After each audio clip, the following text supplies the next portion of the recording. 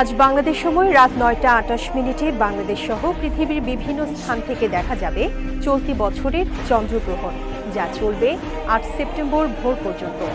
এদিন রাতের আকাশে লালচে রূপে ঝলমল করবে ব্লাড মুন, যা সাম্প্রতিক সময়ের অন্যতম দীর্ঘতম গ্রহণ। কিন্তু প্রশ্ন হচ্ছে, চন্দ্রগ্রহণের সময় মুসলমানদের করণীয় কি হতে পারে? সিরাজুল মনিরা বিলাসী জানাচ্ছেন বিস্তারিত। বিজ্ঞানের ভাষায় চন্দ্রগ্রহণ ঘটে তখনই যখন সূর্য ও চাঁদের মাঝখানে পৃথিবী এসে দাঁড়ায় এবং পৃথিবীর ছায়া চাঁদকে ঢেকে ফেলে। এদিকে আল্লাহ তাআলা সূর্য চন্দ্রকে তার মহাশক্তির নিদর্শন হিসেবে উল্লেখ করেছেন। সূরা ইউনূসের ৫ নম্বর আয়াতে উল্লেখ রয়েছে, তিনি সূর্যকে করেছেন দীপ্তিময় আর চাঁদকে করেছেন স্নিগ্ধ আলোয় আলোকিত। রাসূল সাল্লাল্লাহু আলাইহি ওয়াসাল্লাম বলেছেন, সূর্য ও চাঁদ আল্লাহর নিদর্শন। কারো মৃত্যু বা জন্মের কারণে এদের গ্রহণ হয় না।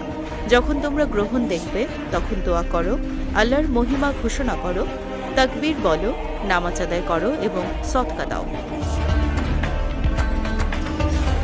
এদিকে সূর্যগ্রহণের নামাজের মতো চন্দ্রগ্রহণের নামাজও হাদিস দ্বারা প্রমাণিত।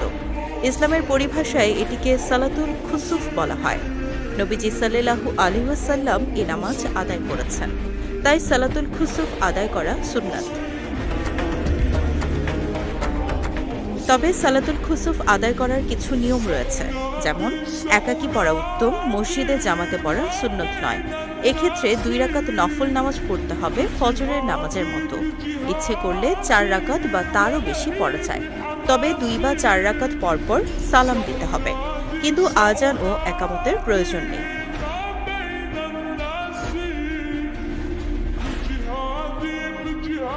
আর নামাজ শেষে গ্রহণ শেষ না হওয়া পর্যন্ত দোয়া, জিকির ও মোনাজাতে সময় কাটানো উত্তম।